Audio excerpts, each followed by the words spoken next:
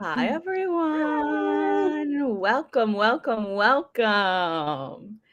Ooh, so excited. The wiggling. Yeah, I'm excited. Well, hello. We're here to discuss. This was the November book club pick, right? Yes. The November Annotation Station book club pick, which was Evocation by S.T. Gibson. So, very excited, very, very excited to be here. Um, That means we're on time. Look at us. yes, right at the end. And we're going to be behind on the nonfiction book club pick It's okay. because naturally I'm reading the December one and I have not even begun the November one. Choices are being made. Choices were in fact made. But, but we're here. That's all that matters. Hi, Roro. Messy. Yes. Yes. The messy. Hi, Shannon. So let's start quickly with a summary of Evocation Mhm. before we go on to ratings and stuff like that. So, in Evocation, our main character is David, whose life has begun to fall apart because he seems to be getting possessed by this evil entity. And he's just having a very bad, no good time. And all the while, he's also trying to become the high priest of the secret society that he's a member of. And his rival for that position naturally is his ex boyfriend, he is still in love with, and who has recently gotten married. And he naturally caused havoc on their marriage before the start of this book. So, I think that's the Sparks Notes version of Mhm. what this is about. I don't know if there's anything else you want to add about the general premise. No, that's the premise. And that's where the first quarter of the book kind of sits Yeah. in that mess. Unpacking that Um mess. so I loved it. I gave it 5 stars. I have no complaints. I literally have no complaints. I can't even pretend to know what people could complain about. I'm like, it's perfect. It's perfect. I love it just the way it is. I would change nothing. Amazing. Um, okay, so how far in are you? Yeah, give us something, a plot point or something. Yeah, so we can maybe kind of, if we can, hint like, okay, maybe you don't want to stick around after this point, you know. Yeah, Okay, I did not give it 5 stars. I gave it 4.5, fair. but I have no complaints either. Like, there's nothing wrong with it. It's just a vibe. And that's fair enough. For me, it checked all my boxes. I was like, this was excellent. 5 stars. I fear I cannot give it anything else. That was the Which kind of vibe I was feeling. you needed a win. So I'm so happy that this was a win for you. You needed a 5 star. I Desperately. was like, thank you, ST Gibson. You truly have blessed me. Thank you for this gift. um, so I guess to start with non-spoilery things, we can just talk in general, maybe favorite characters. I mean, anyone on the Discord knows who my favorite is because I didn't shut the fuck up about him for even 5 seconds. Yes. But maybe we can start there. You can start us off, Bessie. Okay. So, preface this with saying S.T. Gibson, to my knowledge, exclusively writes poly romance. They themselves are actively in a poly relationship, and so that's what they express in their stories. I love the way that all of the characters were fleshed out. So by the end of the book, I loved all three of them. I was like, especially Moira, though. If I had to rank them, I would say Moira, David Reese, not Rice, Reese. Yes, I was gonna expose you for that because literally the way I called her to talk about it when she finished the book, and she was like, "Rice." I was like, "Who the hell is Rice?" Arroz con habichuela. I don't know what you're talking about. Is Rice in the room with us? No, he is Aro Blanco. That's what he is. Okay. I'm like, hello, but no, But I think my hierarchy is more like David, Moira just a little bit below, and then Reese is like down here. He's still top three, though. I love Lorena was her name. yes, I love her, Queen, yes, and David's sister too. I love her yes. as well. But Which, because I read it physically. You read it in audio, yes, correct? So yes. I don't know. I'm assuming you didn't get this, but at the very end of the book, you know how when it previews for like future books, Mm-hmm. it says the Summoner Circle, which is the name of the series, is going to have 4 books in it. And so the second book is Reese's story. Mm-hmm. The third book is Myra's story. And the fourth book is Lita's story, which is Yes. his I sister. feel like I had heard St. Gibson mention that when I went to the book tour for Mhm. Ascension, which is book 2. I feel like I did hear her mention that. So yes, I am excited. Now that I actually know who the character is, I'm like, oh, I need that diva in my life. Obsessed with her. Obsessed. Yes. But yeah, I feel like Reese just got the short end of the stick because he was both present in this book and yet also not present enough. It was that kind of thing where I feel like David and Moira were so front and center because they had such initially like Contentious. contentious relationship that it made them feel more central to the story, at least for me as a reader. And so I ended up absolutely loving the dynamic between David and Moira, and I was Yeah. obsessed with that. And so like Reese, I was just like, okay, yes, we'll keep you as their Mhm. pet. That's fine. It's like, yes, they're both in love with you, sure, you can stay. Yeah, I feel like David and Moira's budding relationship, because in the beginning they are not a fan of each other, and Moira doesn't really know David. Yeah. She knows David, like who David is, and she knows that he is Reese's. I'm really struggling not to say Rice. She knows that he is Reese's ex-boyfriend and that they're in the society together and like they're working close circles, whatever, and that they're both like lovers to rivals kind of thing.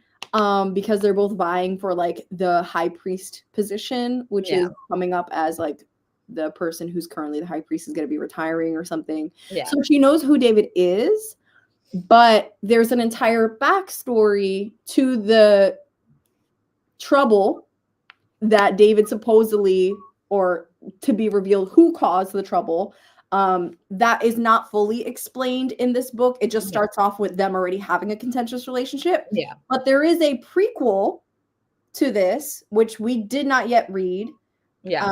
At least I didn't read it. Did you started it or something? I read like maybe 50 or 60 pages and I could not get into it. Like, I can't really believe that I love the character so much in Evocation, but I started Odd Spirits, which is the prequel, and I was low-key like, I cannot stand Moira and Reese. I think that's also part of why I just David automatically went to the top, because despite him being a problem child, I'm like, I actually like you and understand you.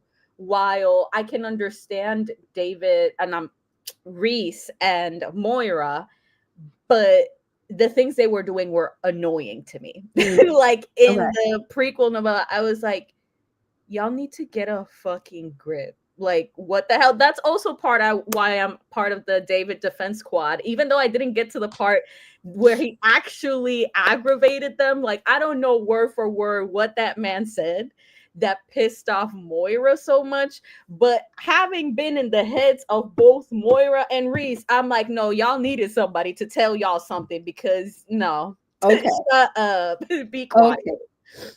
So Natalie's basically saying whatever tension we started off this book with, there is justification. Go read the prequel to figure out why it starts that way. Okay, and Shannon said she's on chapter 5. um, Okay. which frankly I don't even remember where that's at. Let me see if I can figure out. Okay, I feel like that's still pretty early on. Yeah, that is very early on. Yeah. Yeah. Um. Yeah, it's still very early on. Okay. So, So yeah, that is how the story kind of opens relationship wise. And so because Reese and David have that history as ex-boyfriends and lovers and rivals and blah blah blah, this book really does focus more on Moira and David going from I wouldn't call them rivals either. What would you call them? they're not really rivals because from jump, David is like, I don't have any fucking beef with you, Moira. You have beef with me, but I don't have beef with you. Mm-hmm. I just am aware that you dislike me. Mm-hmm. And so I know I have to navigate that. And again, like he's aware of why she dislikes him, but he's still like, listen, this is one-sided. I don't feel this way. And like a lot of the book is actually spent with him trying to be like, no, I actually admire you for your abilities, what you're able to do, and I do want to know more about it. So I don't know that they're necessarily rivals. There's some antagonism there. That's And a good way to so put it. they go from that to honestly a 180 by the end of the book. Because it is a romance. It's a romance first and foremost. It's a darkish fantasy romance, but it's still a romance. It and so it has that formulaic aspect where as romances do, by the end of the book, you're gonna get all the fluffy feelings. So yeah. Yeah. Is there anything else that we can say that's non-spoilery? Let's see. What else? Well, book 2, being that you said that Reese, and I would agree that Reese is like not in he's present, he's always actively present, but he's not like the main issue to the plot line. Yeah, he's not at the forefront. He's like forefront. in the foreground. Yeah. Important, you know. Yes. Definitely more so than other characters that show up. But I am excited to see what will happen in Ascension, since that's really Reese's book. Yeah. You know? So we'll see where that goes. I'm excited to get more of him. Because I did like him. I did like him. So even though I want to bop him on the head sometimes, but we'll get a lot of times, frankly. Like, and again, and sometimes even though I'm on the David defense squad, I know he gets out of line certain times. So I'm like, listen, you need to get a grip, all right, David, because you cannot give Reese valid reasons to be a little bitch. Okay, stop it. This is not helpful to anybody involved. So much for being a lawyer. You keep racking up the points against you. Truly, I'm like, sir, come on now. Okay, so we're probably gonna start talking about spoilers now. Yeah, probably. Yeah. Okay. So maybe we should talk about how what the magic in this is, because very magic heavy, very like spiritual ritual. Well, I feel like the magic here on purpose cannot be pinned down, because in essence, and that's part of what St. Gibson talked about during the tour, is that like there are several coexisting magic systems in the book, because they're all based on legitimate practices that people do in reality. Yeah. So it's like Moira has her own kind of magic that she specializes in, and it's very familial to her, passed down from her family in a different way than, for example, the kind of magic that David and Reese dabble in. Because for David, it's also familial in several ways. Considering a pact with a creature, demon, whatever you want to call it. and it being taught to him by his father and all of Yeah. that, but not, it's like, while Moira's family, the magic is more about giving and caring for community, um, David's is more individualistic and about amassing power and control and all this other stuff for yourself. Mm-hmm. So I feel like those are two of the big delineations. And then we have David's sister, who practices a completely different kind of magic, which is basically like, no, I take from here, there, and everywhere to suit my purposes. Mm-hmm. So if that doesn't suit me, I'm not going to use it. That's irrelevant to me. Mm-hmm. But still with a high level of accuracy. Yes. And then there's Reese, who is, I would call him, he's more like a wizard, I guess, in some ways. I don't know if it's a wizard or sorcerer, but like he learns his magic through study, through research. Yeah. Like because that. It's mentioned a few times that he's not actually what's the word I'm looking magically inclined, hereditarily, like not naturally. Like he has no, for example, Moira and David can sense spirits, and David later on teaches Moira how to actively see them and not see them, and hear them, not hear them. It's something they already have the ability to do, versus Reese can like summon demons and spirits and all this stuff, but like by completing rituals. He cannot do it intrinsically. It's a skill he's had to develop. And again, it's still what comes naturally to David and Moira, he's just not able to do point blank. Yeah. Because there's a few scenes where Moira and David hear things, and Reese is just like literally with a book, la, la, la, la. Yeah. And What's there's like going on here? chaos in the like, house. Do you hear that? He's like, what? What Mm-hmm. are you talking about? So yeah. Yeah, exactly. And also like Moira's it tends to like stay away or stray away from dealing with the dead. I think it's more about like protection of life. Yes. And David is like, no, I actively pay old people to have me contact their spouses and say hi. Yeah. So they also come from different ideologies to it, which I think is reflective of the magic that they use. Yeah. So.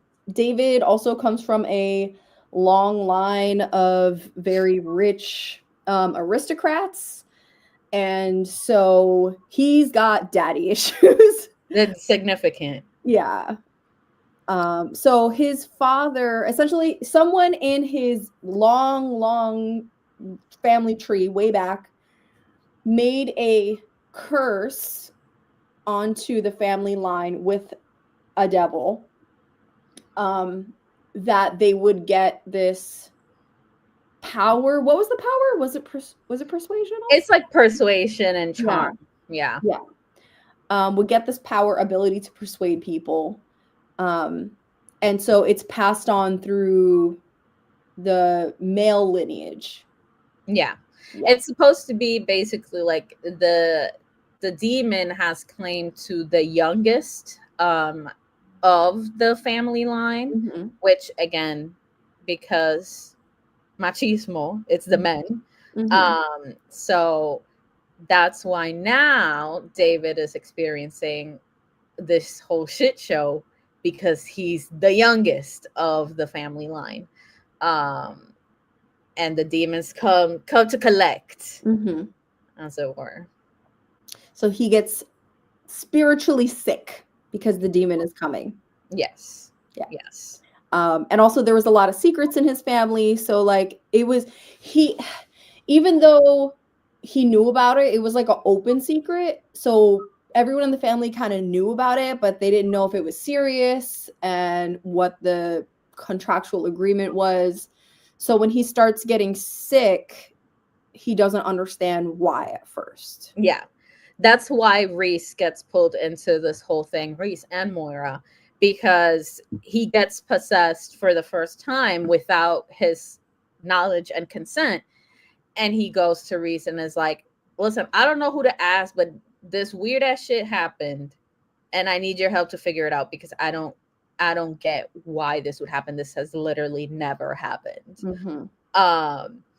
And so Reese, because he still has feelings for David, is kind of like, I don't want to help this man, but also I cannot live with myself if I don't help him. Plus, I'm a nerd. So research is my bread and butter. So I guess I'm going to do this and try to figure out what's wrong with David. Yep. And David basically bribes him by saying, I'll give you access to all my dead family's library, ancient library. And he's like, bet. Yes. So we do get some flashbacks in the first half, I want to say, of like David and Reese's relationship. Because David also has he is sober. I forgot how long they said he's sober, but in the present timeline, he is sober. He has an issue with alcoholism. Yes. And so that comes into play with like his self-destructive nature when he was dating Reese. Yes. It's kind of put as the main breaking point of their relationship. Like at a certain point, deep in his alcoholism, David did enough things that Reese was just like, I can't do this anymore. Like I'm done. I'm checking out because this is just unacceptable. Despite the fact that like together they also were super magically powerful. Like they were able to do a lot of things while together for their society and that kind of thing. So they end on really bad terms. And for me, part of the most agonizing thing in this whole book was when David relapsed. I was like, please don't do this to me, because he had been sober for at least a year, maybe some more. I can't remember. And the circumstances why he relapsed, I got it. When Moira was literally like, someone like David who's been really trying to be sober doesn't just relapse for any reason. And it's for a reason. Something provoked this. It doesn't make it right. It doesn't mean he doesn't have to make amends. But there is something that pushed him to this point. Yeah. And the whole thing was basically, I mean, David's an idiot, because you read the book, and even though, again, I love David, I'm David Defense Quad, I'm like, baby, you're never gonna be the high priest. Yeah. I'm like, you don't actually even want it. I'm like, all that, you do enough paperwork and bullshit for your actual full-time job.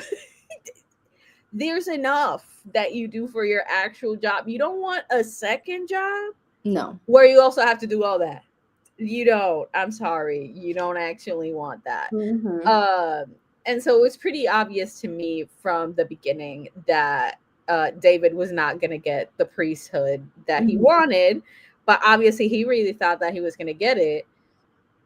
Reese gets it. And he's like, okay, so now I'm bitchless, jobless, as in for the society. And I feel like shit. I'm going to drink something. And I'm like, oh, honey. I'm like, David. Oh, bye, Shannon. Shannon's like, yes. Yeah. Shannon should have already left, frankly. Yeah, a while ago. But no, so you know what about David's relapse, this is something that I really liked about Moira's character. So comparing Moira's reactions to David versus Reese's reactions to David. Reese, you know what? Everybody needs therapy. We need a group therapy because messy, right? And I feel like while Reese is justified in many ways to be upset with David because David would antagonize him, and he's very blunt with his words, which is like sometimes a good thing, sometimes we need a little bit more tact, right? And also there's trauma because of their past relationship and Reese dealing with David's alcoholism. So there's triggering factors there. But Moira, her first response is, how can I help you? And she comes in with a much softer touch for David. And so they balance each other out. Yeah, because both for David and Reese, when this happens, their natural inclination is to argue. Mm-hmm. They're like, okay, we're just gonna be pissed off at each other and argue. And Moira literally is like, y'all both need to shut the hell up right now, because I'm not gonna have two white men screaming in my presence. Mm-hmm. This is not happening. She literally says it. She literally says it. And I think a lot of it is because Moira is aware, obviously, of why David's actions would hurt Reese, but she also has come to the point where she cares about David out of her own volition. So seeing him in this fragile state, she's like, no, he needs care. He needs support right now, because I know that if he was completely in his right mind, he wouldn't have even done this in the first place. Mm-hmm. And so she's actually a source of comfort for him in this time, in this moment, which was so sweet to me. Listen, I love David and Moira so much. I love them so much. It makes me sick. I'm like, because like, to me, I think part of it as well is that like the author really sends home that Reese is obsessed and in love with Moira, but I'm like, Moira, is your love for Reese in the room with us? Because it feels very tepid to me. Like, I feel like I got a lot more care and, I don't know, tenderness with how eventually her relationship with David developed, Mm-hmm. Than what was going on with Reese. Mm-hmm. So I'm like, ma'am, you married this man. Mm-hmm. I'm like, are you sure we're in love? I'm a little confused. I mean, again, I'll support you. I'm like, if you say my man, I guess I'll believe you. But I don't really feel like I actually got that from her. Like, the most was more in the, especially in the beginning, the protective way she was with their space. Mm-hmm. And the life they're building together. But yeah, I don't know. I think again, a lot of it is also because Reese and Moira also argue in this book, and they do all that as well in the fucking prequel. Okay. I'm like, I think that's, I don't know, girl. I'm like, this marriage, I don't know. I'm like, yes, we need a David in here to chill y'all both out, because I don't know. I just don't know. Yeah, Reese worships Moira. And honestly, Literally. when they were getting hot and heavy and he was worshiping her, I was like, oh, delicious. I love it. I eat that up. I'm like, yes, bow to her. Yes, she is your queen. Let her step on you. Yes. But I agree where it's like, even like I see that she loves him, but it's like a way different degree. Like, Yeah. she is more of like a, I'm floating in the wind and I love you, but also I care about him. And she was also very much initiating them to have a more open relationship because she saw how much Reese still loved David.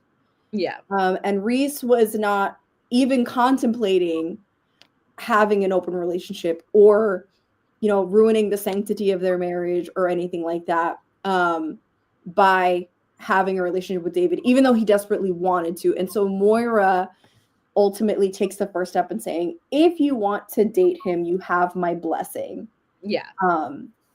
And so it doesn't end with them being a throuple, but more of like Reese is married to Moira and Moira is totally okay with him also having being in a relationship. with David. So listen, the slow burn is what got me with this. I was like, oh, we're gonna slow burn into book 2. Listen, I stand in my corner of I am afraid.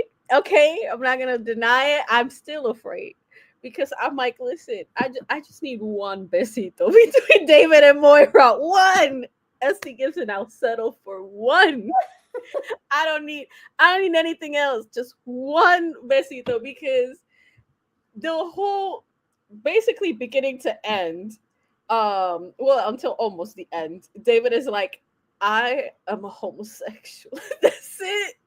I am a homosexual, point blank. But then literally David and Moira spend a good chunk of the novel flirting with each other. Mm-hmm. I'm like, is the homosexuality in the room with us? Because I don't know that it is. No. I'm like, and at least by the end of the book, David is like, at least acknowledging, like, I didn't know that I could feel the way I feel towards you, aka towards Moira. I didn't know that was a thing that I could feel without there being sexual attraction attached to it. Like the insinuation being like he is in love with Moira is just not a sexual kind of love, but it's very much giving romantic to me. I'm like, I'm sorry, it's very much giving romantic because the way he phrased it made it seem like with Reese, I have both things. I feel both romantic love for him and sexual attraction to him. It's what I would expect, basically. What he feels for Reese is what he expects. While with Moira, it's unexpected. It's kind of inexplicable to him because those two things were so tied up in his mind. And I'm like, no, open your mind, David. Open your chakras, please. Open your chakras. Like, there's more. With Reese, David pulls out his brat tendencies, come out full force. He is a brat through and through. And the way that Reese does a shift from like, he will be the footstool for Moira versus no, I'm in charge with David is so. I loved it. I love that little switch right there. I love it. It's great. It's great because I'm like, no, 100% David is a brat that needs a brat tamer. And he had found his brat tamer. His brat tamer just left him. He's like, you being too much. Yes. But with Moira, he's much less of a brat. I feel like it's more of like a mutual respect kind of thing. I think it's because it develops from there. Like, because he also bribes Moira into helping him. Like, Reese wanted his little books to read, but Moira wanted control over her ability to see and hear the dead.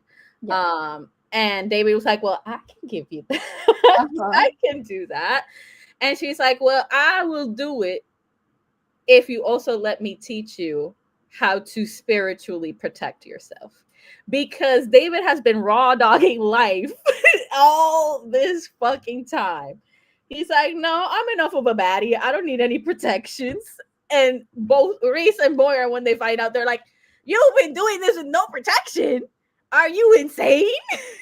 And he's like, I've been fine up to this point. And they're like, so he actually is open and receptive. He doesn't want to be really, but he is open and receptive and respectful of when Moira is trying to teach him how to spiritually protect himself. And so they both develop this appreciation for what the other one can do magically. And so I feel like that's where their relationship is different. Plus, there's also the literal physical fact that they can feel each other's emotions if they try hard enough, like with physical contact. They can feel each other's emotions, but also send each other an emotion. So that I love that so much. But you're melting. I'm like, listen, I did not go into this book thinking, I'm going to love David and Moira together. The concept of the two of them, I did not go in expecting that. And yet here I am. Mm-hmm. I'm like, yes, they're my everything. They're everything to me. They're so cute. Babies. I feel like, oh, and I also like, I appreciated that Moira stood her ground in her relationship with her needs and her boundaries with Reese, because at a certain point, like, Reese is the kind of person that once he gets into his research, he hyper focuses and he will lock himself in his studies, whatever he's interested in doing, for a long time, only coming out for air and food and maybe a besito once in a while. Yeah. And Moira's like, I married you to be in a relationship with you, not to just be in the house and then you remember me when you remember me. Like, this is an active relationship. Yeah. And I can respect that. Yeah. Yeah. Moira is definitely in, like, we both have to do our parts for this relationship to work. And like, I get it. You're a nerd. You're doing your thing, but I'm not just here to stand and be pretty. Mm-hmm. And she literally, I'm pretty sure she does it at least once. She's like, I'm gonna go hang out with my besties. Bye. Mm-hmm. And to piss him off, she doesn't tell him. Like, I think she tells him who she's hanging out with, but she doesn't tell him when she'll be back. Yeah. Or something, which is again breaking a boundary of their relationship, but she's doing it in a way to show him, like, well, if you're gonna go off and leave me alone till whenever, let's see how you like it. Yeah. And he did not like it. Naturally. Yeah. So, okay, should we start talking about the big climax? Yeah, sure. And stuff. Okay, so we find out from, is it from Lita? About the 30th birthday. Lita's the one who mentions it. Yeah. Yeah. So David eventually goes to visit his sister, and he finds out about the timeline. The story is that by the person who has inherited this curse in the family, by their 30th birthday, if they don't have a child to pass the curse down to the next generation, the demon will take them as payment, right? And so supposedly throughout all this time, all of his family has been having children by their 30th birthday, which adds to the tension between him and his history with his father, who is dead, but still he's dealing with the trauma from his father, knowing that not only was his father abusive, but that his father had him with this purpose. Yeah. And so when David realizes that, he's like, okay, so I'm kind of doubly cursed, because first of all, again, I'm a homosexual, so I was never gonna have fucking kids of my own. Let's start there. Mm-hmm. But second of all, if I had a kid, I don't hate my kid. I wouldn't want to have a kid just to pass this on so I wouldn't have to deal with the consequences. I would not put that on my child. Yeah. So actually, I hate this man even more. Yeah. Oh, this is a good moment to plug our nonfiction for November.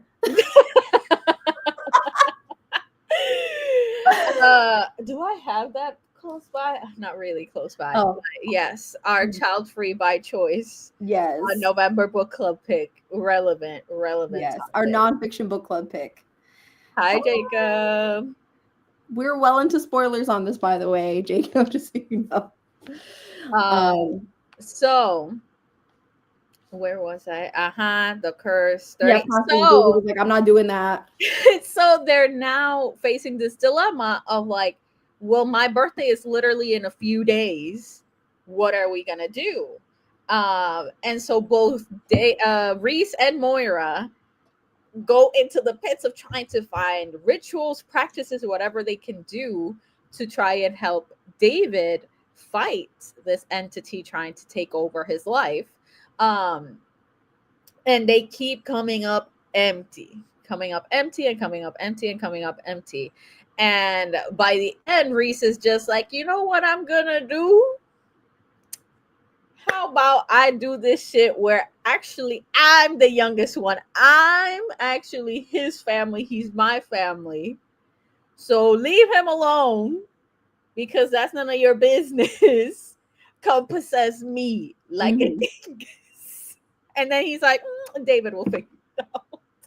He's like, David is much more powerful because Reese, even though he gets chosen for the priesthood, it's a lot based like on his intellect, his ability to be more rational when making decisions. All these other factors come into why he was a better fit to be the high priest, despite the fact that if you put David and Reese on a balance of who has the stronger magical abilities, David wins that hands down.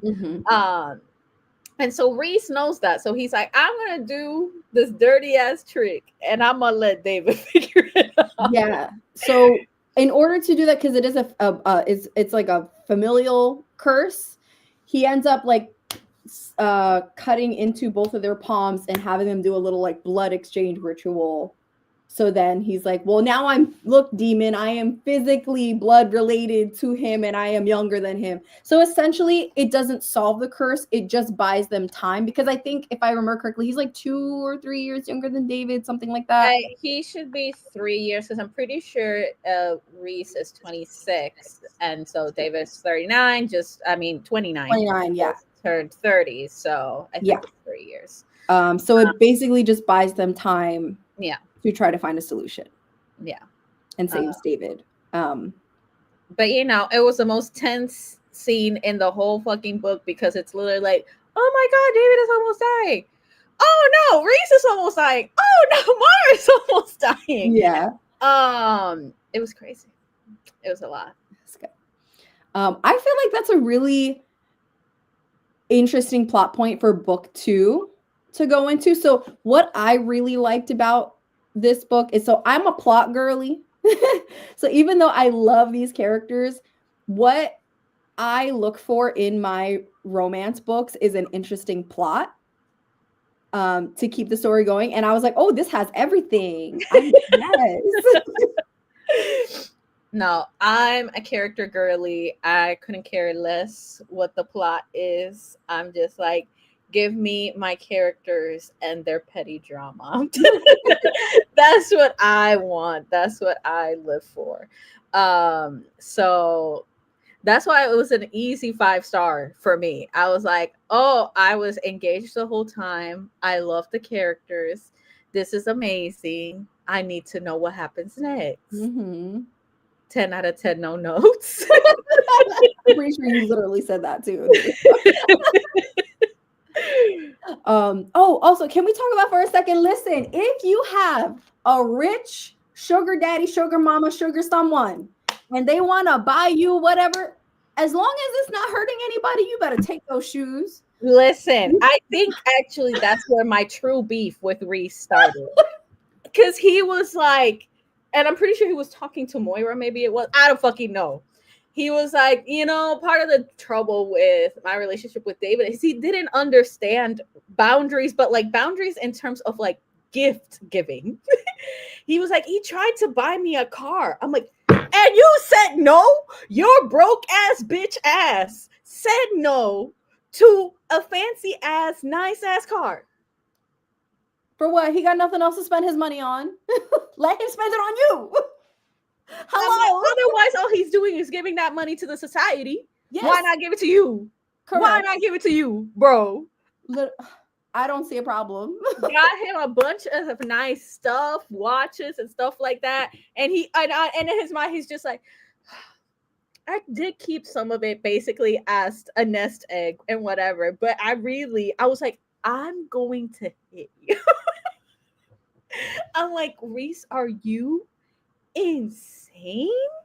Listen, I will add a caveat. Listen, okay, something like this happened to me one time, not to that degree, But it was like a couple years ago, I had a friend who I specifically said, I don't want you to spend money for the holidays. We're all broke. Let's go get pizza. And they bought me a very expensive pair of earrings, which I was like, these are ugly. Which is never one of Reese's complaints, to Right. be clear. It's different for him to be like, oh, you bought me something that I don't want. Yeah. But it's things that he wants and needs. He needs a car. So, like, what's the problem? Hello. Hi.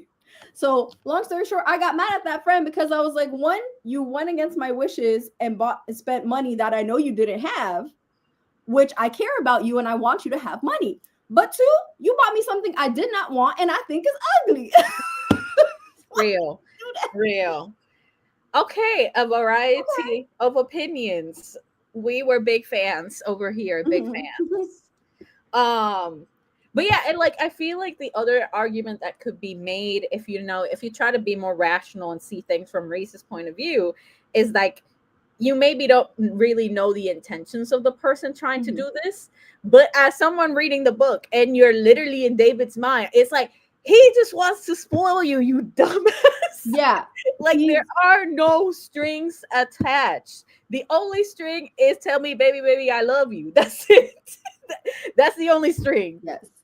And you were gonna do that anyway. So doesn't want the same gift giving in return. He has nothing else to do with his time and his money. Yeah, he's like, I don't need anything back. I'm doing this because I want to. Period. Point blank. That's it. Reese being a dumbass. And then, but I loved it. At the end of the book, in Reese's ascension ceremony, David is like, well, I knew you wouldn't accept this any other way, but now it's acceptable to bribe, your high priest. So here are some Louboutin shoes. And then Moira comes in wearing a nice ass coat that Reese is like, I know which coat that is. Why are you wearing that? And David's like, what you gonna do? Right. Nothing. I wanted to get that for my woman. Yes. Like, she deserves it, so you better shut up and just say, honey, baby, you look so beautiful in that coat. That's it. Yes, we are, actually. Yes, we are. Hint, hint, wonk, wonk. Nudge, nudge. Okay? Not yet announced when and how, but we will. Yes. We will be continuing. So yes. Yeah. I love David and his gift giving tendencies. I'm like a man after my own heart. Yeah. I'm like, it's okay, baby. Reese doesn't want your gifts. I'll take them. I'll take them. Okay. Moira is my proxy in this regard. Because Moira is literally like, if he wants to get it, he has the money. He can buy it for me. I don't care. Take him out for coffee. I don't know. He just wants your time. Like, so, yeah. Okay. I don't know if I have anything else to add. I don't know. Yeah. I think that those are the main things. We loved it. We plan to continue. Take us away with what we're reading in December.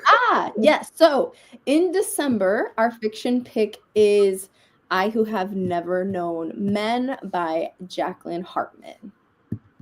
Yes. I'm excited for this one. It's supposed to be a dystopian. Is it a dystopian literary fiction? I guess that's like the best way to describe it. Based on what I know of it, that seems right. So it's exciting. But yeah, if you want to join us in the chat, we got a Discord. Become a channel member over at my channel to get access to the Discord link. Otherwise, we're going to talk about it back here in a few weeks. Yeah. Okay, well, we watched. Yes. Tell us what you thought as well in the comments. So, cool beans. All right. Well, we're gonna thanks for joining us. Yay, we're going to sprint in a couple minutes over on my channel.